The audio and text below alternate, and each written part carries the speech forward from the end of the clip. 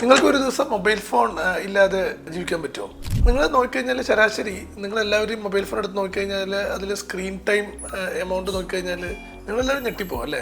നമുക്ക് നോക്കിക്കഴിഞ്ഞാൽ സ്ക്രീൻ ടൈമിനെ രണ്ടായിട്ട് തരംതിരിക്കാം. അതായത് ആക്റ്റീവ് അല്ലെങ്കിൽ പാസീവ്. ആക്റ്റീവ് എന്ന് പറഞ്ഞു കഴിഞ്ഞാൽ നമ്മളിപ്പോൾ ഒരു സ്ക്രീൻ ഒരു ആക്റ്റീവായിട്ടൊരു ബ്രെയിൻ ഫങ്ഷനിങ്ങിന് യൂസ് ചെയ്യണം. അതായത് ഒരു ഓൺലൈൻ ക്ലാസ് കാണുകയാണ്, അല്ലെങ്കിൽ ഒരു മീറ്റിംഗ് അറ്റൻഡ് ചെയ്യാണ്. അതായത് ഒരു ആവശ്യമുള്ളൊരു കാര്യം, നമ്മുടെ ബ്രെയിൻ ആക്ടിവേറ്റ് ആവുന്ന. അപ്പോൾ അതാണ് ആക്റ്റീവായിട്ട് screen time. Passive screen time എന്ന് പറയുന്നത് നമ്മൾ നെറ്റ്ഫ്ലിക്സിൽ സർഫ് ചെയ്യുന്നു, നമ്മൾ വാട്സാപ്പിൽ ആരോ മെസ്സേജ് അയച്ചിട്ടുണ്ടെന്ന് പറഞ്ഞിട്ട് നമ്മൾ തുറന്ന് നോക്കുന്നു.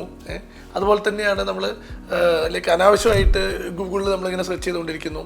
അതാണ് പാസീവ് സ്ക്രീൻ ടൈം. അപ്പോൾ നമ്മൾ നോക്കിക്കഴിഞ്ഞാൽ നമ്മുടെ എല്ലാവരുടെയും പാസീവ് സ്ക്രീൻ ടൈം ആയിരിക്കും ഭൂരിഭാഗം, ഒരു 70 to 80% പാസീവ് സ്ക്രീൻ ടൈം ആയിരിക്കും കൂടുതൽ. ചുരുക്കി പറഞ്ഞു കഴിഞ്ഞാൽ ആർക്കും ഉപകാരമില്ലാത്തൊരു ടൈമാണ് ഈ പാസീവ് സ്ക്രീൻ ടൈം എന്ന് പറയുന്നത്. അപ്പോൾ നമ്മുടെ പാസീവ് സ്ക്രീൻ ടൈം പരമാവധി കട്ട് ചെയ്ത് ആക്റ്റീവ് സ്ക്രീൻ ടൈം മാത്രം ആയിട്ട് ഒതുക്കി നിർത്തിയാൽ മാത്രം നമുക്ക് ലൈഫ് പ്രൊഡക്റ്റീവായിട്ട് യൂസ് ചെയ്യാനായിട്ട് പറ്റും.